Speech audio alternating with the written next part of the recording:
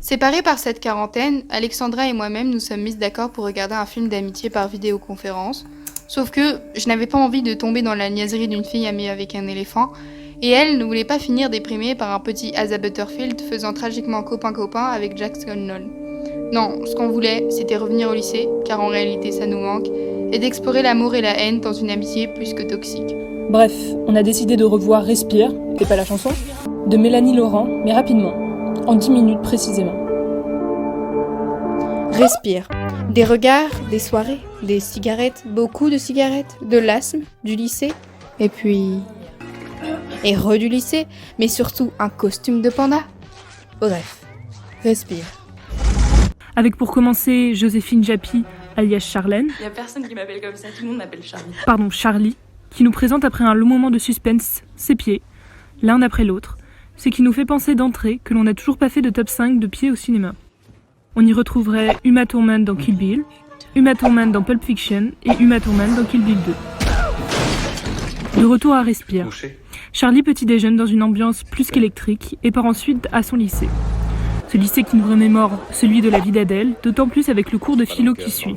Dans les tripes, d'où l'expression avoir des tripes, ce genre de choses. Quelqu'un d'autre peut-être ? Oui, Charlie ? Quand Nietzsche dit qu'il est plus facile de renoncer à une passion que de la maîtriser, c'est bien que, en un sens, elle va occuper excessivement l'esprit et du coup qu'elle prive d'une certaine forme de liberté. Attends, mais... Elle vient pas résumer tout le film, là ? Ensuite, vient la rencontre entre Charlie et Sarah, étonnamment une blonde et une brune, comme dans Carol, Bye Bye Love. Comme dans les Gentlemen préfèrent les blondes, The Hustle, Mulholland Drive. Bon, en fait, comme dans les 3/4 des films des duos féminins. Et les voilà déjà très proches. Sarah chez Charlie, faisant connaissance avec la mère, en lâchant de manière assez soudaine un rire aussi maléfique que celui du Dr Evil dans Austin Powers. Ou bien pas très anodin comme celui dans Le fabuleux destin d'Amélie Poulain. S'ensuit le défilement de leur amitié avec des scènes enchaînées, où là, on a une pensée pour le quatuor de Spring Breakers, un moment allongé sur le lit comme dans Virgin Suicides. Et que ça papote, à en oublier le dîner. Des petits délires et puis une intervention d'un doigt qui nous a fait penser à ce doigt-ci dans Grave. Mais on est loin d'être dans la même situation. Puis, avant d'aller danser, on se coiffe comme Katniss Everdeen pour finir dans une soirée aussi colorée que celle dans Grave, une nouvelle fois. The First Girl I Loved et puis De Naissance des pieuvres. Mais après cette bonne partie de rigolade, on lâche une petite larme pour la mère qui se fait épauler par son amie Claire Kane, qui nous a fait vaguement remémorer la tragique et belle amitié entre Thelma et Louise. En contradiction avec la banlieue vide de Charlie, nous partons séjourner au bord de la mer, pas loin de la forêt, comme Mia et Frida dans Kiss Me, mais aussi avec des chants, beaucoup de chants, qui nous ont fait respectivement penser à Twilight, Summer et au Blair Witch Project. Enfin bref, le petit séminaire se passe bien. Je vais être une brouette. Jusqu'à ce que... Pour toi, je suis une copine de classe.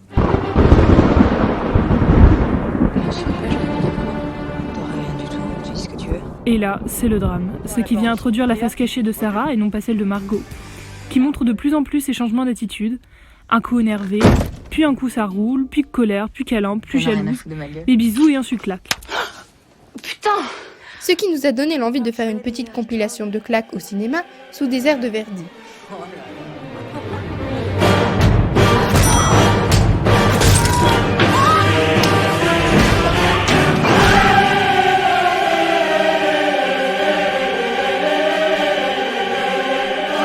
Quelque chose de vachement drôle.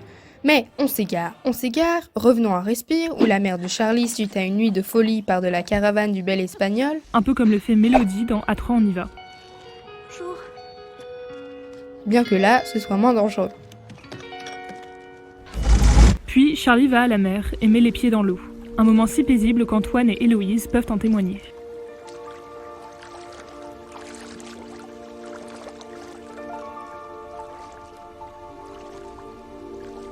Et bien sûr, que seraient ces vacances de la Toussaint sans des repas de famille mouvementés, dignes de ceux du prénom et du code à changer. Tiens, coucou Patrick. C'était une blague.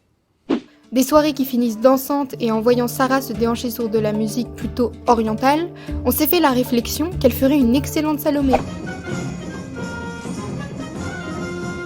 Et qu'elle avait la même grâce qu'Adèle. Et Adèle.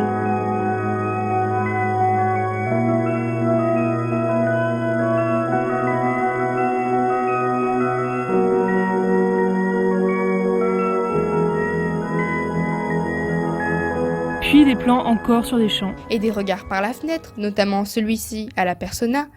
Et une fois rentré à la maison, on se met mal à l'aise face à la déchéance d'une amitié entre Victor et Charlie, comme celle de Sybil et Margot, ou encore de Nadine et Krista dans The Age of 17. Fine.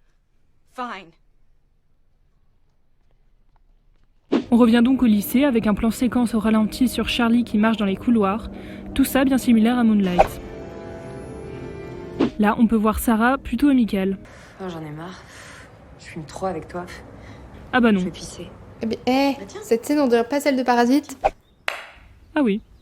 Mais bref, de retour dans cette période scolaire, une scène dans un laboratoire d'SVT nous a rappelé celui de Annihilation avec Nathalie Portman et sa cellule cancéreuse.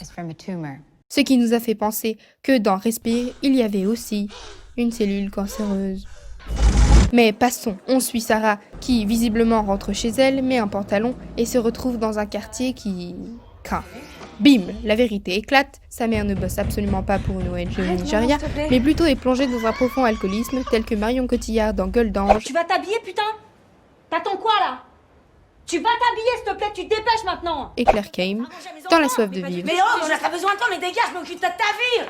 Sans blague, mais vas-y, fous le camp! Lapsus révélateur, les trois sont blonds. Ensuite, détente à une soirée pour la nouvelle année, visiblement plus déguisée. Avec Charlie qui tente des approches et révèle qu'elle connaît le profond secret de Sarah, espérant la trêve qu'elle n'obtient pas vu la réponse de l'autre adolescente. Et sur cette note, Lou de la Hage est à 2 doigts de détrôner Liam Neeson dans Taken. Et son visage scandalisé nous a fait penser à celui de Amanda Seyfried dans Chloé. En plus, elles ont toutes les deux un point en commun. Pardon. Ainsi vient le décompte, et là, on a pensé à beaucoup de films.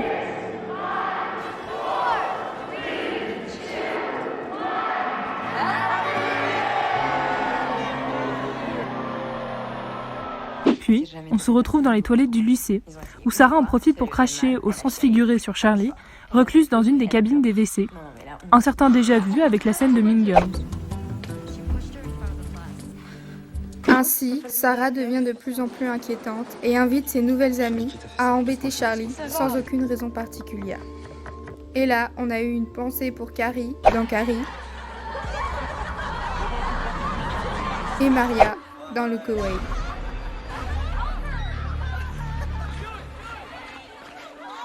Ce qui finit par laisser Charlie en panique dans les couloirs, une mise en scène de crise d'angoisse qui plairait très probablement à Darren Aronofsky, étant là des grands spécialistes à torturer aussi bien son personnage que son spectateur. Rien qu'à voir Pi ou Black Swan.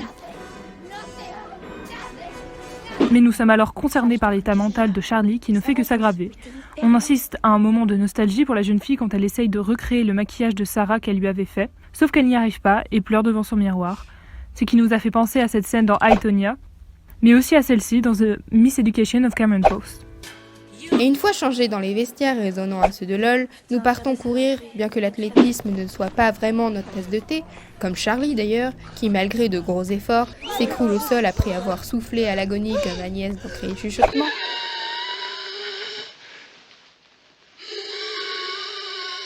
Bon, on exagère, mais les deux font des bruits d'aspirateur.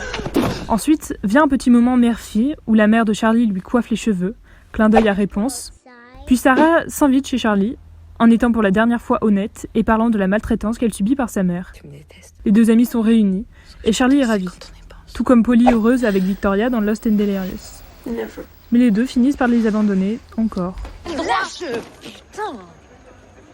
Mais on est bien obligé de passer outre et nous voici dans une salle de classe pour le bac. Puis on célèbre les vacances, patati patata, et voilà pour la fin le meurtre passionnel de Charlie qui étouffe Sarah. Une solution assez extrême certes, cependant au vu de l'hypocrisie de Sarah qui rejette toute la faute sur Charlie, comme Eva Green dans D'après une histoire vraie de Polanski. Je vois bien que ma présence te pèse. Je pensais pouvoir t'aider à reprendre confiance en toi. Je me suis trompée, excuse-moi. On compatit pour Tellement plus Charlie, légère depuis poussé qu'on à se voit bout. plus. Littéralement. Et on termine en beauté, sur un regard caméra à en glacer le sang, aussi tragique que celui de Norma dans Sunset Boulevard, Ou dans I Am Mother, ou bien dans Psychose, mais aussi dans Seul. et puis celui dans Call Me By Your Name, Et allez, un petit dernier, comme celui-là, là. dans Memories of Murder. Bref, un plan qui traumatise nos esprits, et enfin, le générique.